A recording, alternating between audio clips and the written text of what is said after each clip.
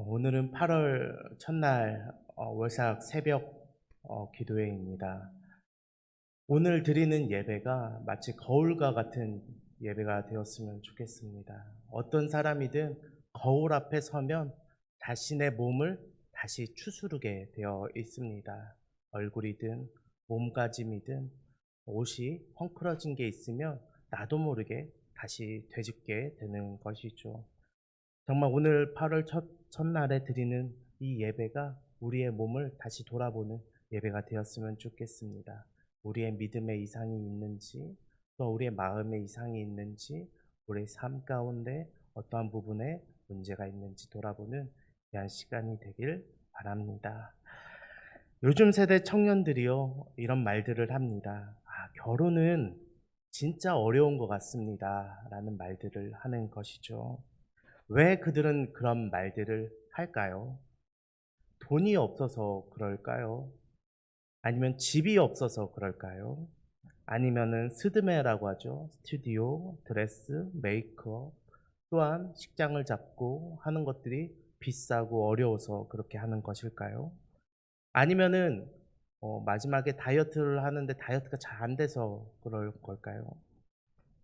물론 이런 현실적인 이유들도, 이런 고민들도 다 중요합니다.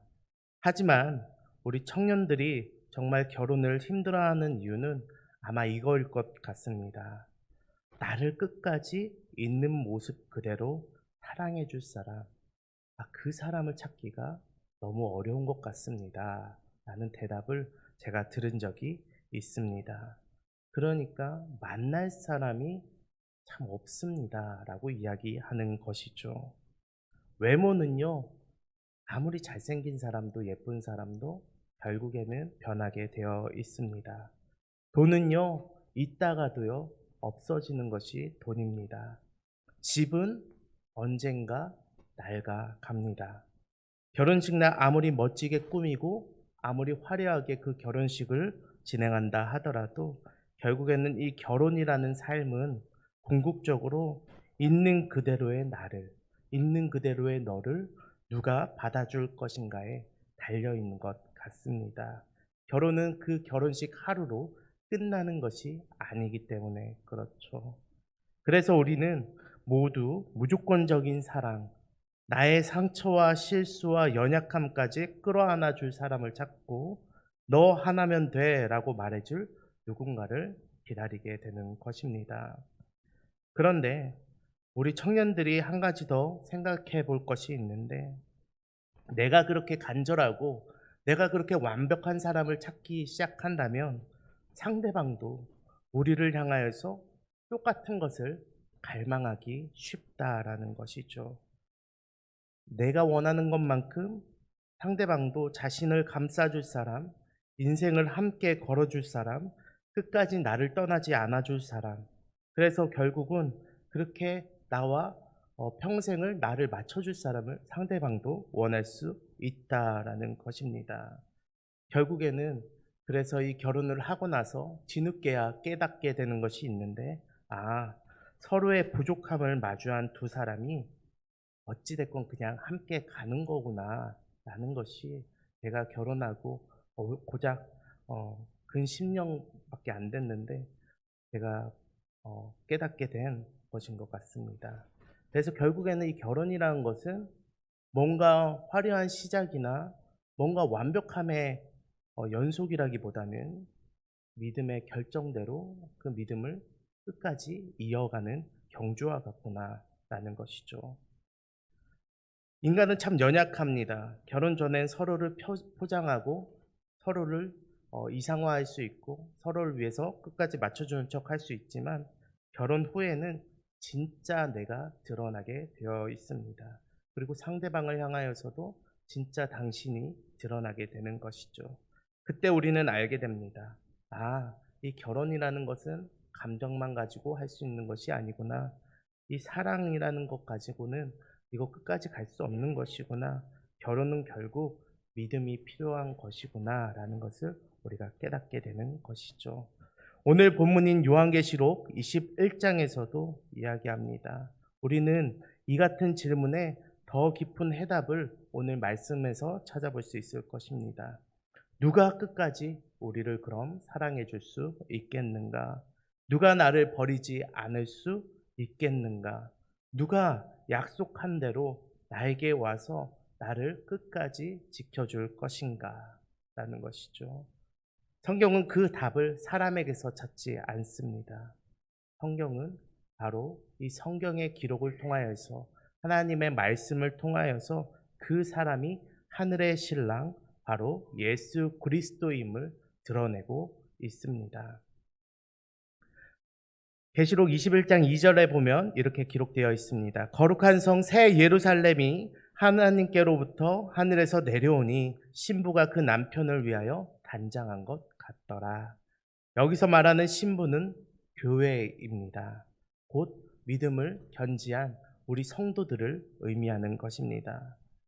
이 신부는 오랫동안 기다려왔습니다. 외로움 속에서도 유혹 속에서도 고통 속에서도 끝까지 신랑이 올 것을 기다리고 있습니다. 신랑이 온다는 그 사실 하나만 가지고, 그 약속 하나만 가지고 끝까지 스스로를 단장해가며 오늘이면 오겠지, 내일이면 오겠지 하며 그 몸을 끊임없이 거울을 바라보며 다시 단장함으로써 기다려온 것입니다. 그 신랑이 누구입니까? 바로 예수 그리스도인 것입니다.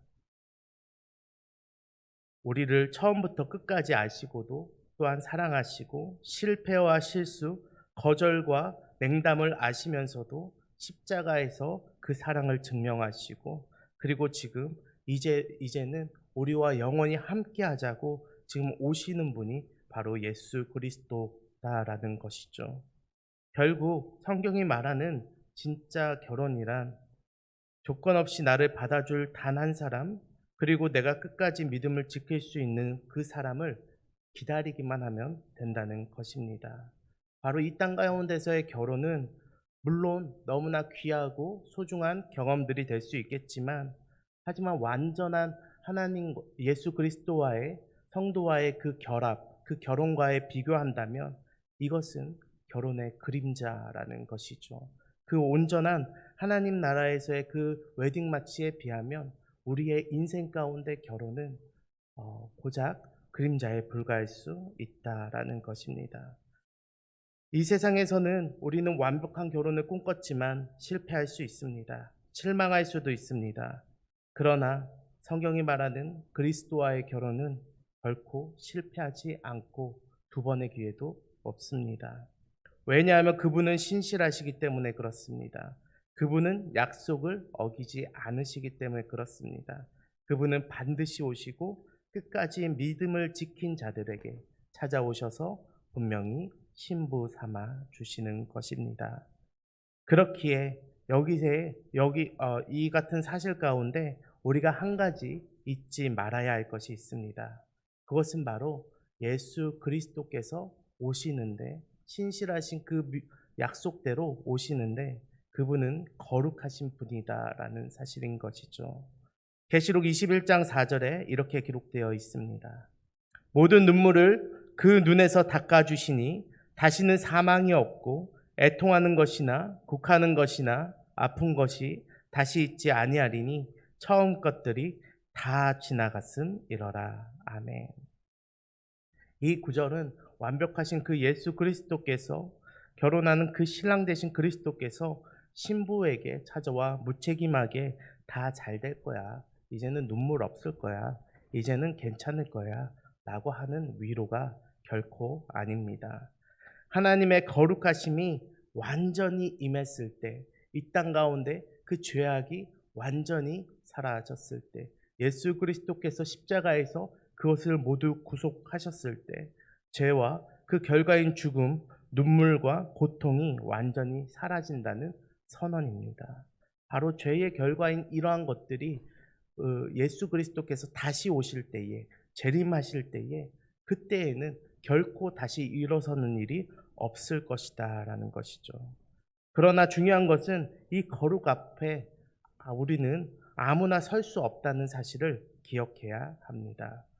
주님께서 나는 알파와 오메가요 처음과 마지막이라 라고 이야기하시면서 결국엔 이렇게 이야기하십니다. 이기는 자는 이것들을 상속받을 것이다 라고 이야기하는 것이죠.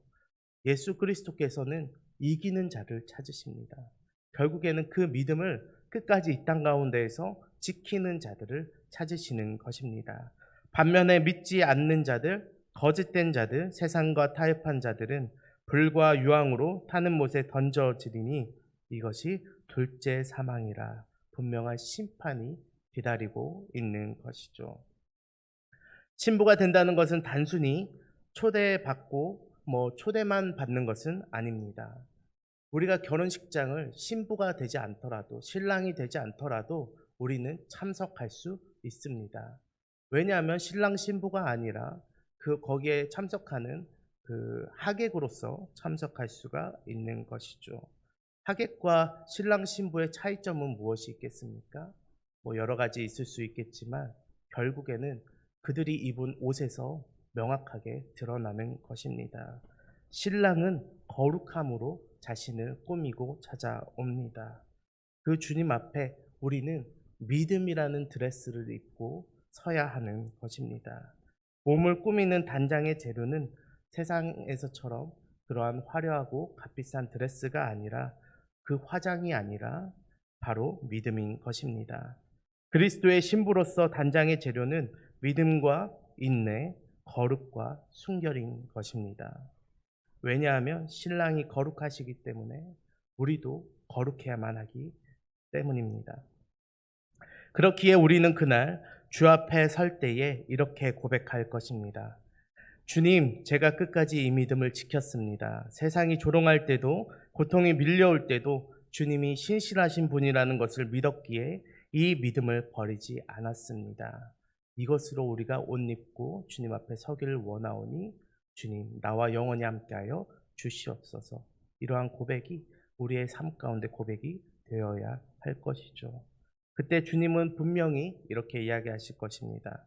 잘하였다다 착하고 충성된 종아, 이제 나와 영원히 함께 하자꾸나. 이 같은 말씀 가운데 우리는 분명히 생각해야 할 것입니다. 요한계시록 21장은 하나님의 무조건적인 사랑과 동시에 신부의 정결함을 반드시 요구합니다. 그분은 약속하신 그대로 반드시 이 땅 가운데 오십니다. 거룩하신 모습으로 신실하신 신랑의 모습으로 오십니다. 그리고 그분 앞에 설 수 있는 자는 세상의 불의와 타협하지 않고 그분의 약속을 끝까지 믿고 기다린 그 옷을 입은 자들 뿐인 것입니다.